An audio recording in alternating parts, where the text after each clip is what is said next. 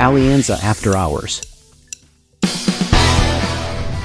Bueno, un saludo a todos. Aquí estamos de nuevo en nuestro podcast semanal After Hours de Alianza. Mi nombre es Felipe Campos, gerente de estrategia e inversiones, y hoy me acompaña Camilo Tomás, nuestro director de estrategia internacional. Cami, ¿cómo va todo? Yo, Felipe, ¿cómo va todo? Muy bien, muy bien. Terminamos una semana, una semana de esas que en teoría no hay muchas noticias, pero igual hubo bastante movimiento en los mercados. Ecopetrol, ¿no? Pasando bastante aceite. Tenemos noticias, obviamente, de todo el movimiento que se ha estado dando en el dólar. Les vamos a contar varias historias, pero bueno, si quiere arrancamos de una, Cami, y nos vamos con nuestra primera sección.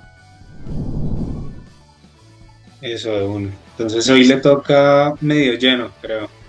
Sí, hoy me voy por las buenas noticias, así que nos vamos a separar. Voy a contarles temas locales, porque hoy no estamos, bueno, ya se dieron cuenta que no está David con nosotros el día de hoy, entonces me toca hablar de los temas locales. Pero les cuento un poquito del resumen de la semana. En cuestión de activos, seguimos muy de la mano de esta historia, de esta semillita que ya no es una semilla, sino es una palmera que sembró la Fed en cuanto al soft landing de Estados Unidos. Y cuando la Fed hizo eso, de bajar 50 básicos, pero convencer a la gente que la economía va bien, y llega el dato de empleo y reconfirma el tema, y el dato de inflación, y apunta hacia el mismo lado, pues hemos tenido unas ventas de bonos importantes durante estas 3 semanas, una compra de dólar a nivel mundial importante también, que en realidad para Colombia no es tan serio. El tema serio de Colombia sigue siendo el dólar en México. Y hemos tenido una disparada de las acciones. Las acciones siguen subiendo muy, muy fuerte en Estados Unidos, y eso ayudó bastante esta semana a que Colombia cogiera un poquito de velocidad. Uno diría, pero ¿cuáles acciones? Si Ecopetrol fue al otro lado. Bueno, la bolsa en general en Colombia le va bien, y la bolsa colombiana depende mucho de la acción de Bancolombia. Cuando Bancolombia le va bien, a la bolsa le va bien. Además, pues hay muchas sinergias en todo el tema del GEA, que tiene historias muy interesantes pasando al mismo tiempo.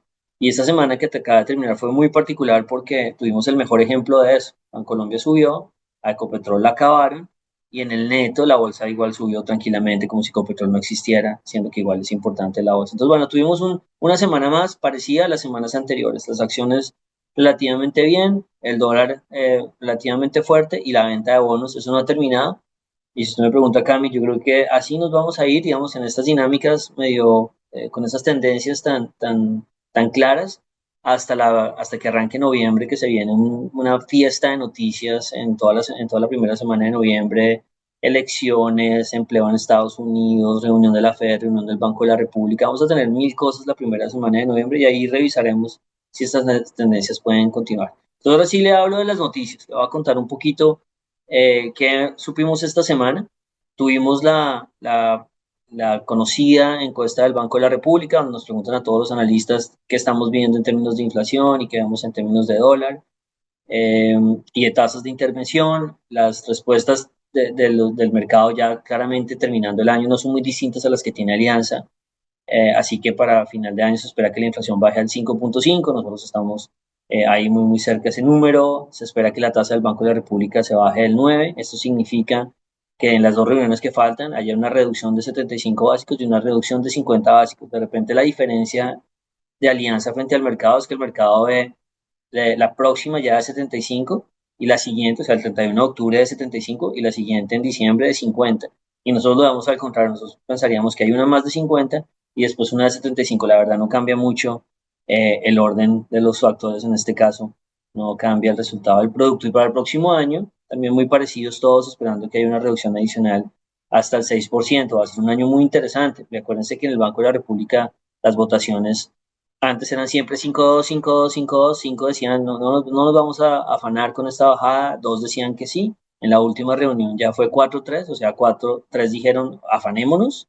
Así que está muy, muy cerca el Banco de la República de romper ese equilibrio hacia el otro lado, en que haya un solo miembro que se voltee, y ahora va a ser el 4-3 hacia bajar más rápido, hacia bajar 75. O sea, en cualquier momento se puede dar ese quiebre, ya sea la reunión de octubre o la de diciembre. Nosotros pensamos que de pronto en diciembre es más fácil, pero bueno, está la de octubre ahí para evaluar. El mercado piensa más que la de octubre.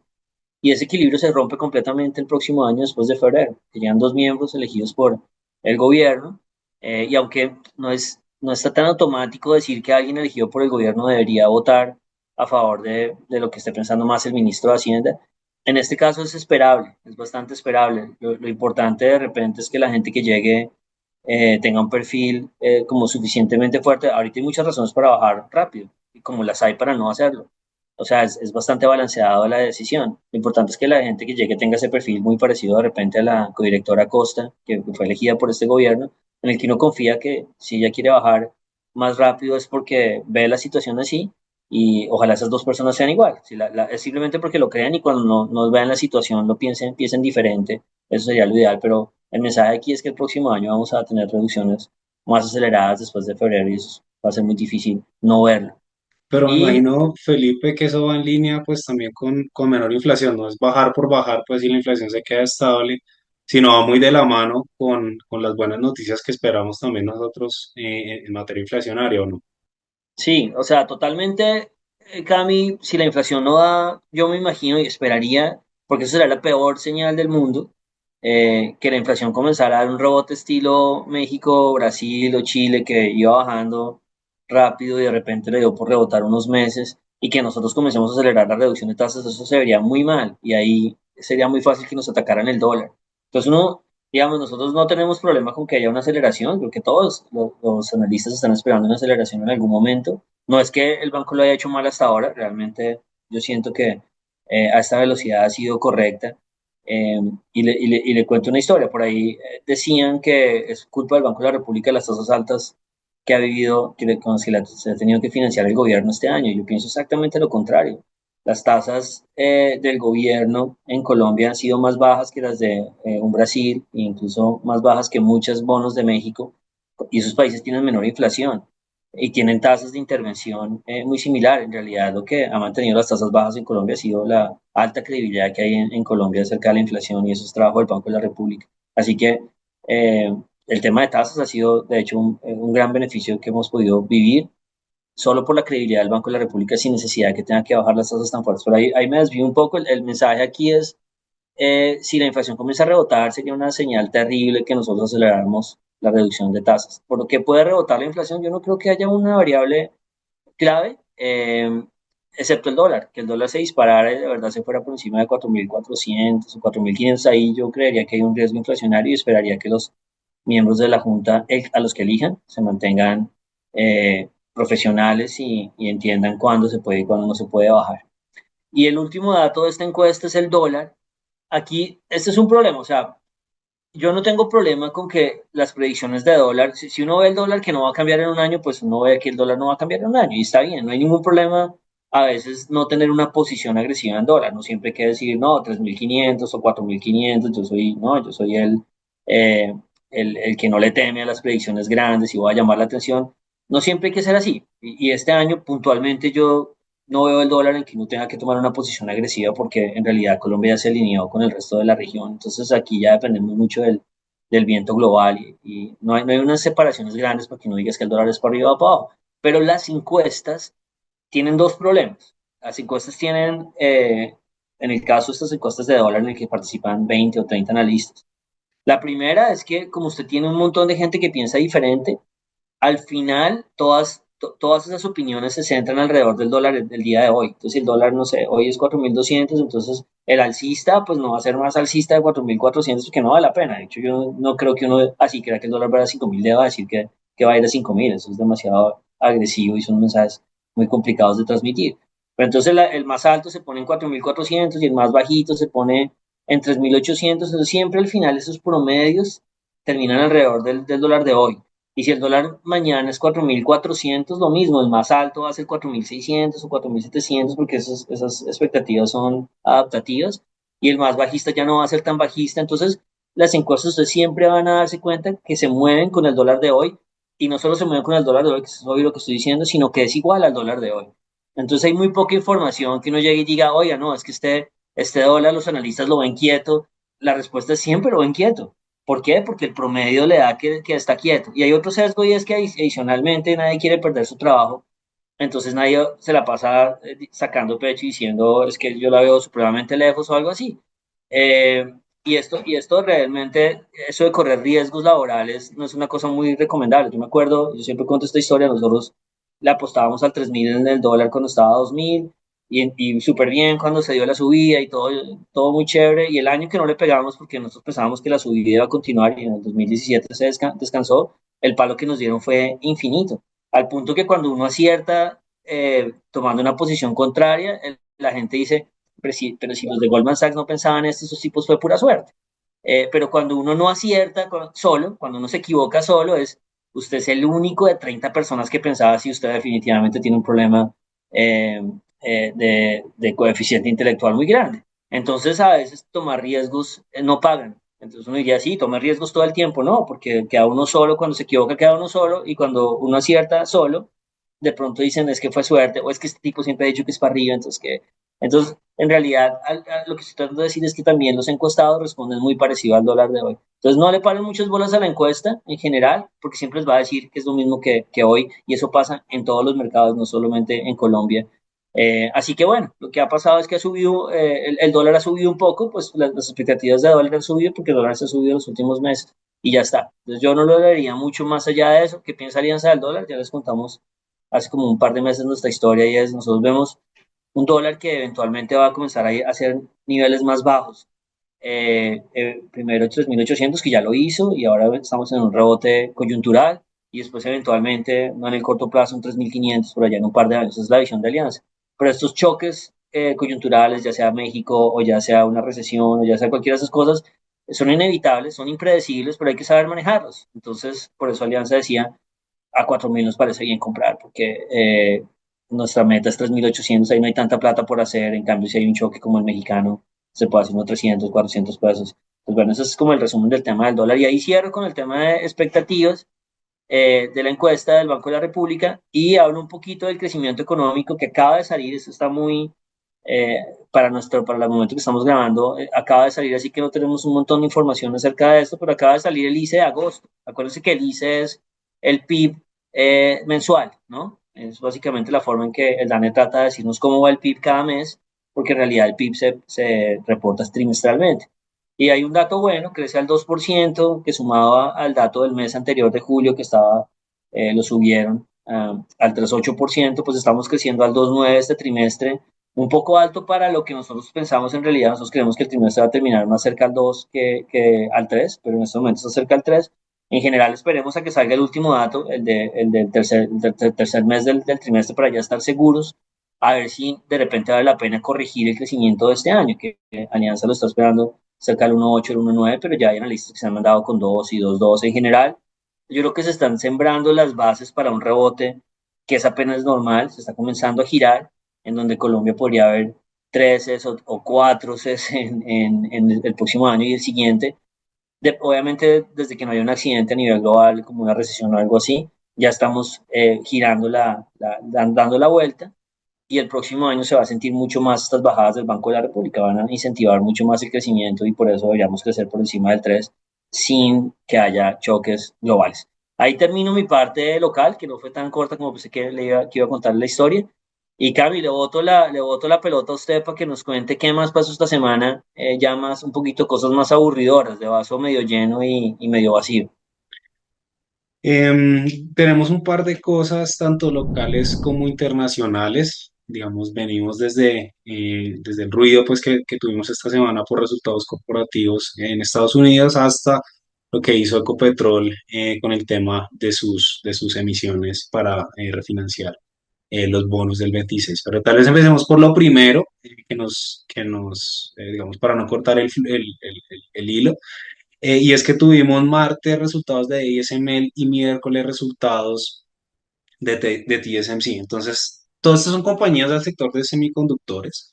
Esto no es como que uno tiene, pues obviamente los Intel, los Texas Instruments que diseñan, elaboran, hacen sus máquinas y venden el chip.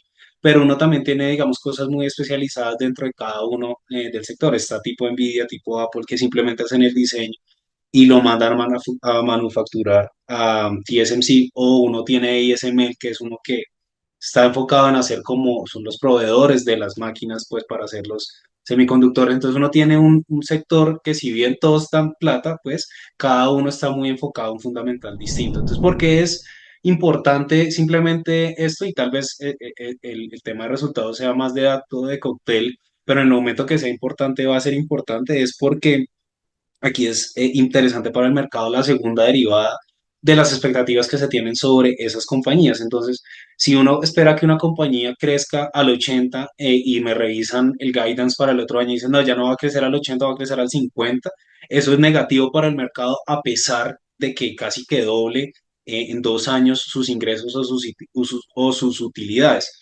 Entonces, desde el punto de vista de sentimiento de mercado, ASML sacó un guidance para el otro año donde dicen, venga, tal vez no vamos a crecer tanto, las máquinas que nosotros hacemos para chips no las están demandando tanto, entonces somos un poquito más conservadores en el guidance, pum, 15% al otro día abajo a la acción. Entonces, este tipo de cosas más de expectativas que de datos actuales es lo que uno revisa, digamos, en este tema de inteligencia artificial, que es, digamos, el hype del mercado. Entonces, más como por estar pendientes del movimiento y por el resultado, digamos que fue que impactó sobre todo el martes el mercado.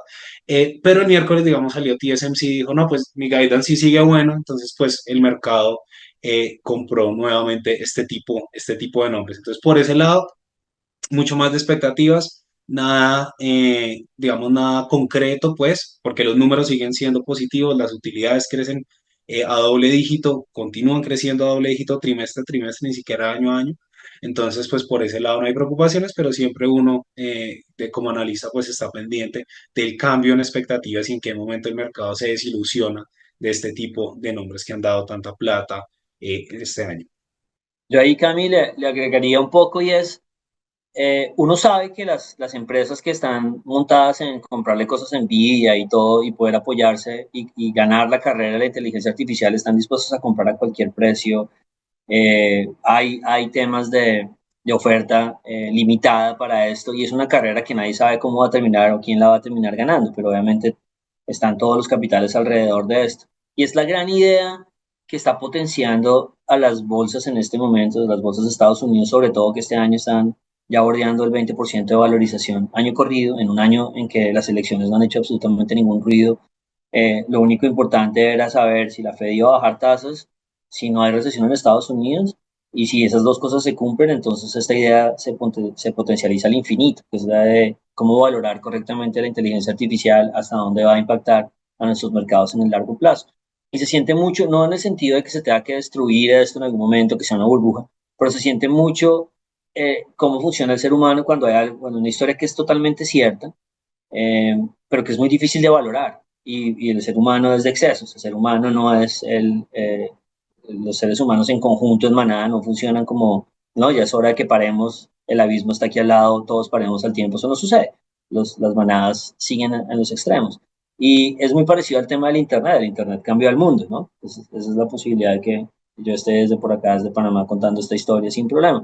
Eh, y en el 2000 era muy difícil valorarlo. En el punto es que mientras se daba ese fin de ciclo en el de crecimiento económico en el 2000, que la recesión fue finalmente en el 2001, el Nasdaq se valorizó 80%, 70% en cuestión de 6 meses. O sea, en realidad, cuando, cuando los inversionistas tienen dudas de que hay una recesión, la Fed ya está comenzando a ayudar y hay una idea que es una idea muy, muy fuerte y muy cierta, las valorizaciones pueden llegar hasta el infinito.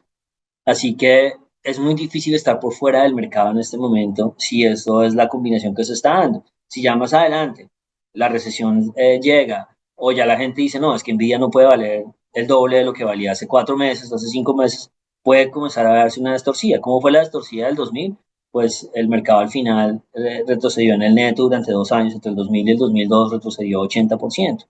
Ese 80% sirvió para eliminar las ganancias de los últimos 2 años, o sea, el mercado no debía haber subido, para decirles, como para explicarles esta dinámica, el mercado no debía haber subido los últimos 2 años, no debía haber subido el 2008 y el 2009, y se tuvo que devolver a los precios del 2007, de 1997, no debía haber subido el 98 y el 99.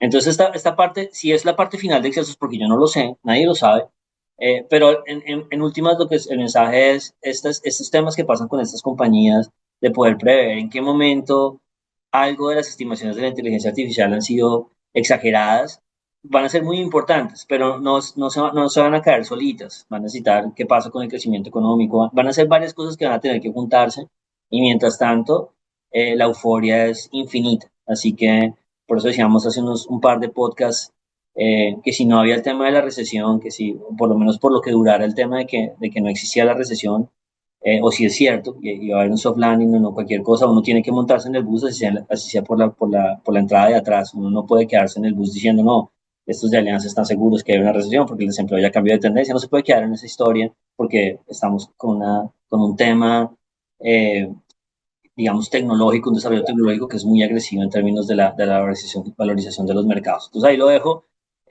como para darle esa importancia a lo que tuvo. La volatilidad fue enorme, pero en un día se borró las pérdidas. El mercado se devolvió completamente y volvió y cerró otra vez muy cerca a máximos, ¿no? Sí, sí, bastante fuerte en materia de tendencia. Y un poquito también de lo que ha pasado con Eco, todo el rollo de los bonos, lo ponemos en la mitad del vaso porque, digamos, está medio lleno, ¿no? Porque tiene un bid to cover de 2.6 veces, eso quiere decir que Ecopetrol ofreció 100 en bonos y el mercado le mandó 260, entonces fuerte presencia de demanda, de demanda del mercado, pero pues tuvo rollos con el book runner que extendieron más el plazo.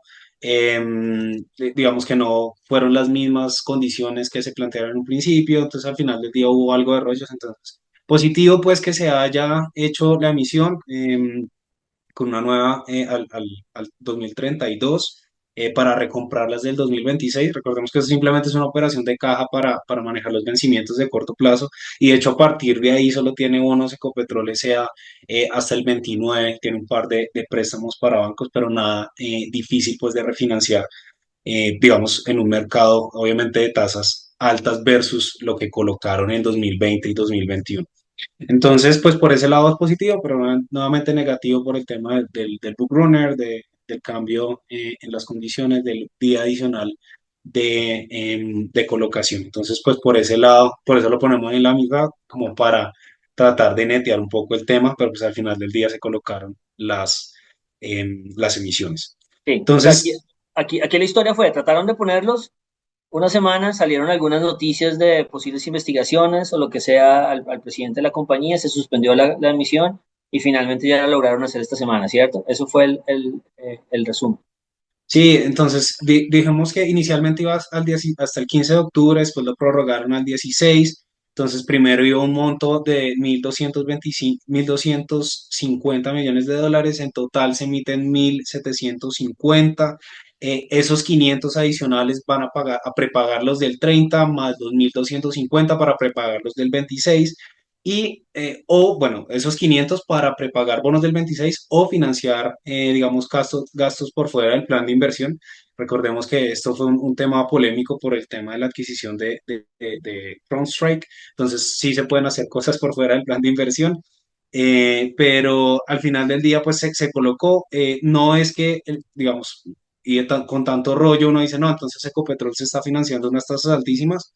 No, porque si uno mira, esto lo colocaron más o menos al 780 en dólares y si uno tiene el 30, entre el 31 y el 32, la emisión está al 755 y la emisión del 33 al 795, entonces son O diferencias sea, fue a de 15 mercado. básicos. Exacto, muy en línea con el empinamiento de la curva, entonces más de titulares, pues, que de cosas tangibles que no van en la curva de rendimientos de Ecopetrol. Sí, o sea, la crisis que se está viviendo en el mercado de renta variable no se está viendo en el mercado de bonos. Para nada, para nada. Puede que la acción está castigando el tema de expectativas futuras pues, de la compañía, pero al inversionista o no le importa la caja y el apalancamiento de la compañía, que al final del día en Ecopetrol es muy sano y en la medida que se pague, digamos, este FPEC, la posición de caja de Ecopetrol va a mejorar y eso va a ser inclusive más positivo para el tenedor de bonos. Entonces, una dinámica muy distinta a la que tenemos en las inversiones de Ecopetrol desde el lado de renta fija versus desde el lado de renta variable. Buenísimo. Hasta ahorita se va a contar una historia de Ecopetrol. Ahorita lo vamos a mostrar. Yo voy a cambiar ya de tercio y vamos a hablar un poco del meme de la semana. Solamente para recordarles algunas cosas que ustedes ya han oído de nosotros acá. Es tratando de descubrir qué sigue pasando en el tema del peso colombiano. Aquí esta película es para gente de mi edad. Twins se llamaba. Yo Estos, también la vi, no se preocupe. está muy bien, eso, apóyeme. Estos dos son gemelos, en teoría. Entonces, pero obviamente un gemelo se quedó con algunas cosas mejores que el otro. Y ahí están los gemelos, el peso mexicano y el peso colombiano. El peso mexicano le está yendo peor que el peso colombiano, ¿no? Aquí en este caso no podría cambiar los títulos, pero uno sabe que México estaba más fuerte que Colombia en el largo plazo, que es lo que les voy a mostrar ahorita. Esto es solo como una actualización de qué está pasando con el dólar en Colombia. Si vemos un poquito, aquí hay varias monedas, la devaluación de varias monedas durante el año. Está el DXY, que acuérdense que es el dólar frente a las monedas más fuertes del mundo, es como una tasa de cambio de una moneda frente a muchas, pero que mide el apetito del dólar, como el apetito del dólar más puro frente a países que son más compatibles con Estados Unidos, y el otro es el peso chileno en rojo, el peso colombiano en morado, arriba el real brasilero en verde y el peso mexicano bueno, también como en morado oscuro, un vino tinto. Y aquí lo que uno ve es realmente que hay una crisis, ¿no? Hay una crisis en la región, eso no es indudable. Que si Brasil y México, que son los líderes y que han sido los líderes en valorización, ahora están devaluándose 16, 17%, es imposible que Colombia esquive esa dinámica. Y de hecho me parece muy interesante, que también creo que lo hemos nombrado, que Colombia y Chile, las monedas colombianas y las chilenas, que eran los patitos feos de hace 2 años, en donde la foto era al contrario, nosotros estábamos devaluando unos 20, Chile 15 y estábamos totalmente no queridos, ahora seamos un poquito medio patitos no tan feos, patitos como un poquito más arreglados, eh, y la gran devaluación sea de Brasil y México, donde el discurso aquí que calaría perfecto es claro, en Brasil y México se están comenzando a hacer políticas heterodoxas y se están materializando, ¿no? Fiscalmente en Brasil o en términos de la reforma de la justicia en México, mientras que en Colombia y en Chile hay mucha más estabilidad y mucho más balance de poderes. Y aquí uno ve qué vale eso, pues están entre 8 y 9% de devaluación de diferencia. Pero cuando uno ve el dólar en el mundo, que no se ha devaluado casi nada este año, pues uno entiende que la sobrereacción y la devaluación colombiana de casi 10%, pues es solo la crisis regional y es solo en realidad México, porque Brasil ya se ha devaluado todo el año, que es la línea verde, pero en realidad Brasil también se dispara con las elecciones mexicanas, todos nos disparamos con las elecciones mexicanas. Aquí los que no tienen claro el tema no fue que eligieran a Sheinbaum, solo hay que insistir, es que el Congreso cambió en el balance. Entonces, la lista de regalos al niño Dios que tenía Andrés Manuel López Obrador, que no había recibido ningún regalo, los comenzó a recibir todos, porque esa lista se está comenzando a cumplir porque ya tiene el Congreso a favor y puede hacer varios cambios, que es lo que estaba haciendo.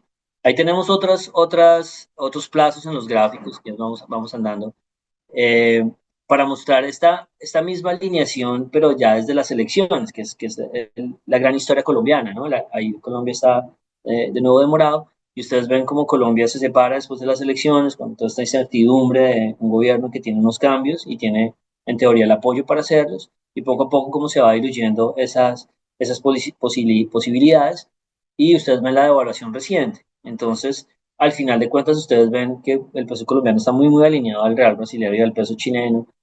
Cada uno ha tenido momentos diferentes de estrés, pero en realidad yo no me encuentro muy difícil ver una separación de Colombia ahorita. O sea, está claro que hay una gran separación en términos de potencial hacia el futuro. Si Colombia fuera uno de los países que puede cambiar en términos de perfil político para las próximas elecciones, ahí hay 500, 800 pesos de distancia, como también los hay hacia arriba si se mantienen estos potenciales cambios digamos, de heterodoxia.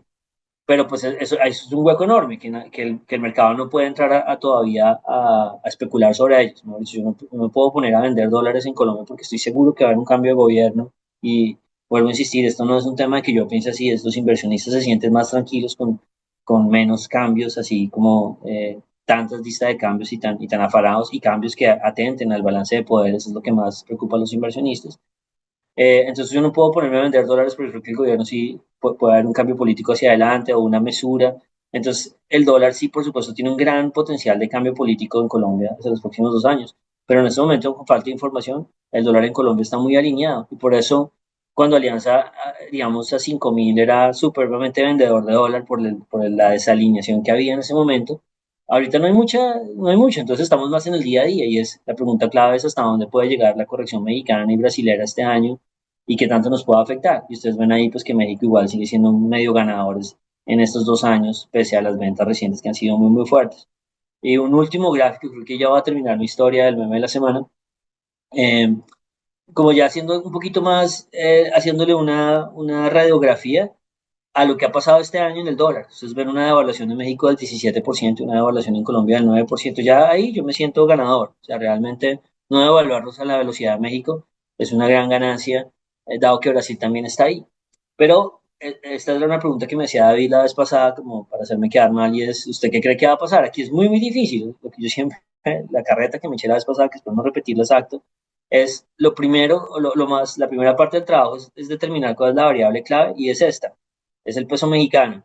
No es la regla fiscal, ni es las tasas del Banco de la República, que pudo haber sido importante, o no es eh, la cuenta corriente, no, no es nada de eso, ni siquiera el precio del petróleo, no es nada de eso. En este momento, la definición de lo que va a pasar con el dólar, si vamos a estar por encima de los 4.300 o ya se va a calmar este choque de dólar que arrancó en 3.800, depende de México, depende de si México se va a poner por encima de 20 o se va a poner por debajo de 19 y va a comenzar a calmarse esta reacción. Y esto para mí es muy importante porque lo que estoy diciendo es, no depende de 10 monedazos, ¿no? Votemos la moneda del déficit en cuenta corriente, votemos la moneda de la regla fiscal, votemos la moneda de, no sé, la Fed, votemos la moneda de cualquier cosa y ahí miremos a ver qué va a pasar con el dólar. Les digo, es solo una moneda y es el peso mexicano arriba de 20 o abajo de 19. Y eso simplifica muchísimo el trabajo de uno, pero igual sigue siendo una única moneda y yo no sé, ahí es donde es la segunda parte del trabajo, yo no sé cómo va a quedar la moneda mexicana, si tiene todavía para romper el 20 o si tiene para irse por debajo de 19. Aquí el mensaje con el que yo terminaría el análisis es, eh, la fecha más clave que me parece para el tema mexicano, de hecho no es ni siquiera mexicano, son las elecciones en Estados Unidos el 5 de noviembre. Entonces, y se sabe que obviamente hay digamos, un sesgo si llega a ganar Trump acerca del destino mexicano, aunque han tratado de limar asperezas las últimas semanas entre México y Estados Unidos. Yo esperaría a que se den las elecciones del 5 de noviembre y si llega a ganar Trump, o si no gana, si gana Harris, yo creo que ahí va a haber un efecto importante en el peso mexicano que de pronto nos lo puede sacar de ese rango y darnos la señal de si ya terminó este rebote en dólar o no. Pero bueno, esa es una historia relativamente cortita que queríamos contarles, porque la historia chévere que queremos contarles y en los próximos 5 minutos es la receta técnica, Cami. Mándese ahí con esa. Queremos contarles un poquito de números de Copetrol. Listo, entonces simplemente para poner en contexto esta disyuntiva que tiene renta fija y renta variable. Ya sabemos que el tema de bonos, ya lo tocamos, no se veía difícil pues para el inversionista. No es la misma, digamos, el mismo tema desde el lado del inversionista de renta variable, el inversionista de la acción. Entonces aquí tenemos varias, digamos, varias fotos de Ecopetrol, digamos, a lo largo del tiempo. Una desde el 25 de septiembre que fue que salió la recomendación de JP Morgan, donde obviamente rebajó la calificación la calificación, no, el precio objetivo de la compañía. Y obviamente, si uno mira ADR, Ecopetrol y Ecopetrol en pesos, está el doble por lo menos de lo que está golpeada Petrobras, que es PBR, el Brent y las petroleras a nivel mundial están positivas. Y también una cosa que usted siempre me hace hincapié es, una cosa es verla hacia abajo y otra cosa es verla hacia arriba. Entonces, al lado, en el rally de petróleo, vemos lo que hizo el petróleo, digamos, desde septiembre que pasó, póngale desde 60 a 80 números grandes, no me van a, digamos, citar en el decimal, pero números grandes fue una valorización de petróleo superior al 15%, donde las petroleras a nivel mundial se metieron 10% de rally, donde Petrobras se metió 5% de rally y donde Ecopetrol en pesos se movió cero.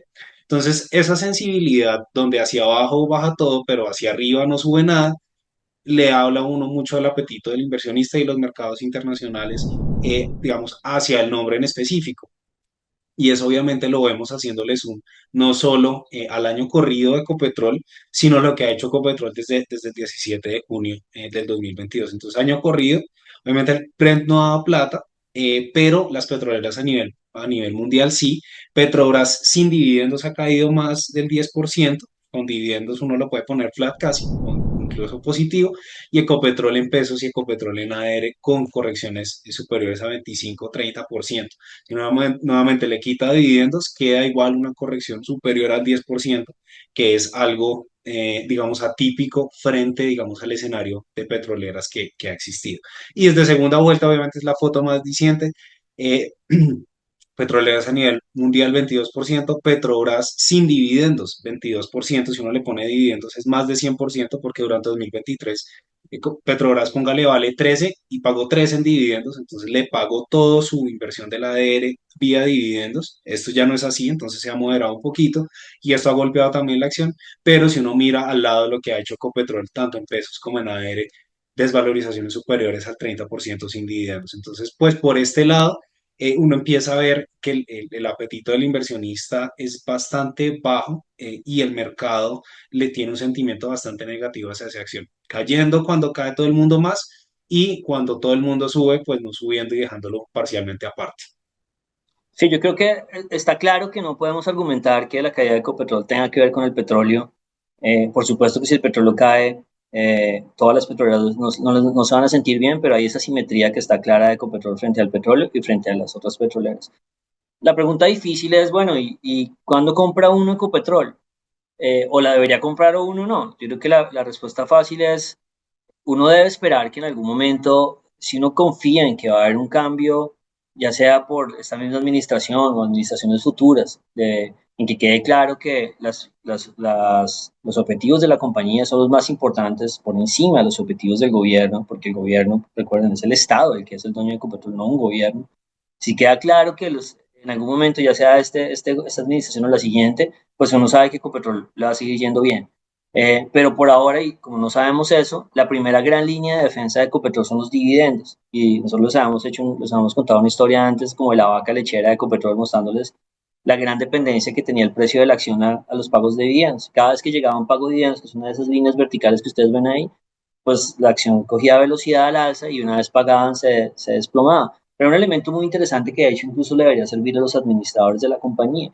Y es que cuando han dejado mucho tiempo sin pagar dividendos, ustedes lo ven ahí, ese huecote que hubo eh, durante el 2022 y el primer dividendo que se pagó en el 2023, esos huecos de 6 o 7 meses son muy negativos, porque si es una compañía que los inversionistas la están comprando solo porque quieren tratar de ir ganándose el dividendo mientras se resuelven estos temas de gobierno corporativo y de dirección de la compañía, eh, o mientras se siente más tranquilo el mercado, porque la compañía ha tratado de dar mensajes para dar esa tranquilidad, eh, los inversionistas necesitan saber que ese flujo viene. Y fíjense que la caída más grande de la acción de Ecopetrol se dio precisamente, hasta la de ahora, se dio precisamente cuando se abrió ese espacio grandote de pago de dividendos, que fue lo que sucedió en el último pago de dividendos hace 2 meses. Se pagó, y que nosotros lo mencionamos, se pagaba el dividendo y la acción iba a quedar huérfano de dividendos hasta abril del próximo año.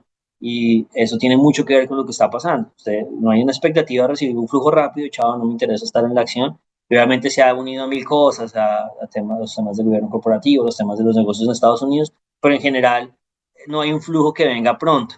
Y esto comienza a generar también por el otro lado muchísimos escenarios de dividendo y es a este precio cuánto me va a pagar la acción los próximos 2 años. Y ahí es donde es la primera defensa de la acción. El que la vaya a comprar ahora, me imagino que está sumando y está comenzando a hacer cuentas de cuánto me puede pagar los próximos 2 años solo para defender mi inversión a punta de dividendos. Y eso es una historia que tiene cambio para terminar esto, ¿no? Sí, entonces eso es una reglita de servilleta que le tenemos ahí, simplemente lo que vemos hacia futuro, pues, porque uno puede mirar. Uno puede hacer para estas proyecciones de dividendos varias cosas. Uno puede decir, no, yo voy a mirar el flujo de la caja de compañía, cuánto está el tema de petróleo, puedo proyectar y tal. O puedo mirar cuál es el estimativo del inversionista más grande, que al final del día es el gobierno, que por marco fiscal de mediano plazo o por plan financiero nos empieza a dar señales de cuánto espera recibir el otro año de Ecopetrol. Y pues creo yo que el gobierno tiene mejor información de Ecopetrol pues que uno como analista. Entonces, abajito una gráfica, digamos una tablita que es una regla de servilleta. Mal contado, el dividendo podría estar entre 200, 300 pesos, punto medio 250, más o menos esas son las expectativas, muy cercano a 250 podría estar. Y si uno dice, me va a pagar lo mismo 25 y 26, estamos hablando de una defensa mal contada de 500 pesos sobre cualquier inversión actual.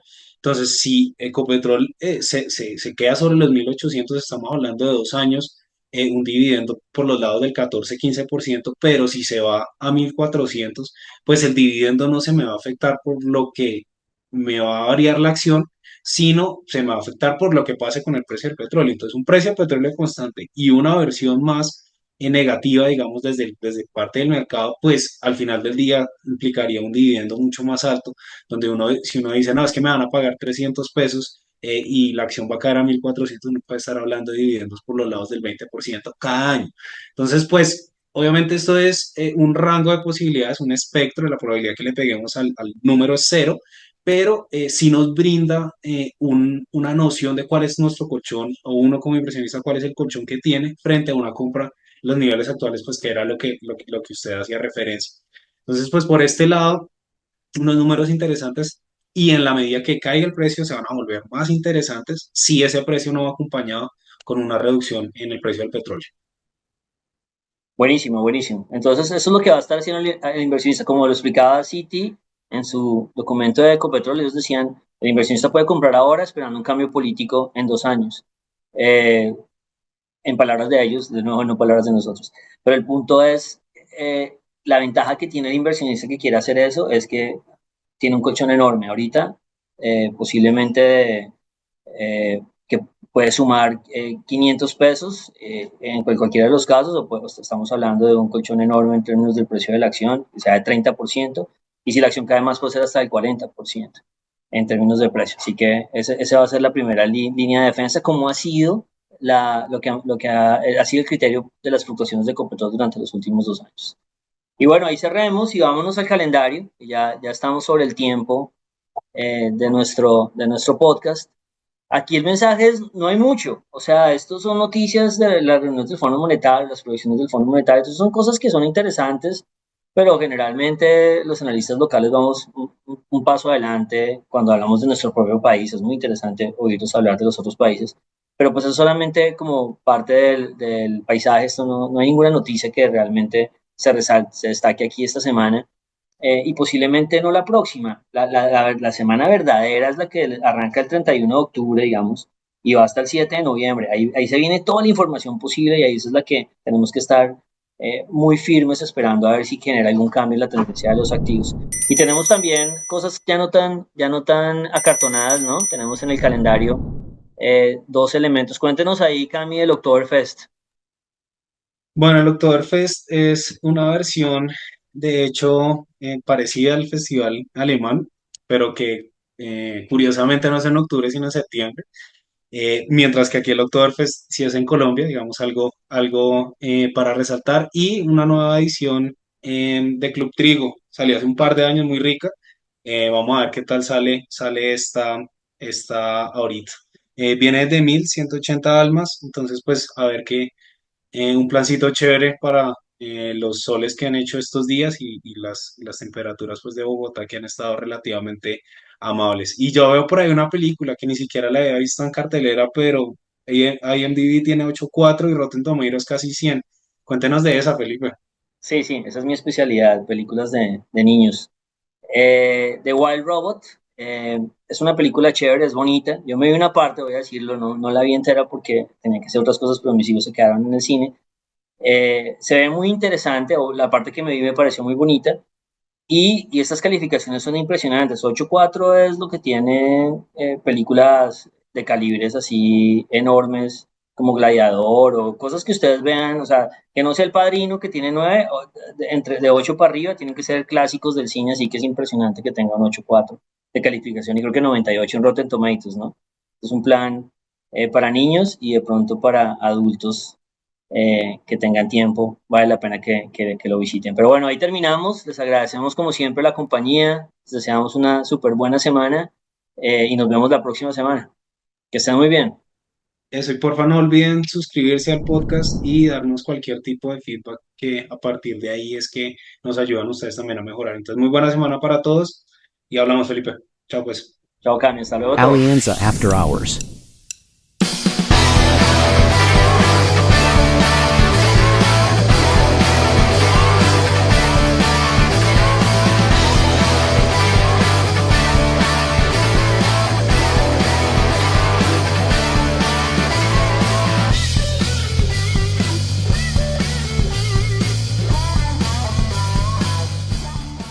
Nada de lo que se discuta aquí debe ser considerado como recomendación profesional para realizar inversiones. Las opiniones aquí expuestas no buscan imponer términos ni condiciones comerciales o legales ni tampoco se constituyen en suministro formal de información al mercado de valores. Adicionalmente son opiniones personales y no representan las de Alianza Valores o Alianza Fiduciaria. Se recomienda consultar con un asesor comercial que entienda sus necesidades de liquidez, horizonte de inversión y perfil de riesgo antes de invertir en mercados financieros. Escuchar el podcast de Alianza puede tener efectos secundarios como ser muy sesgado en dólar, ver figuras técnicas en la naturaleza y hablar de inflación en reuniones familiares.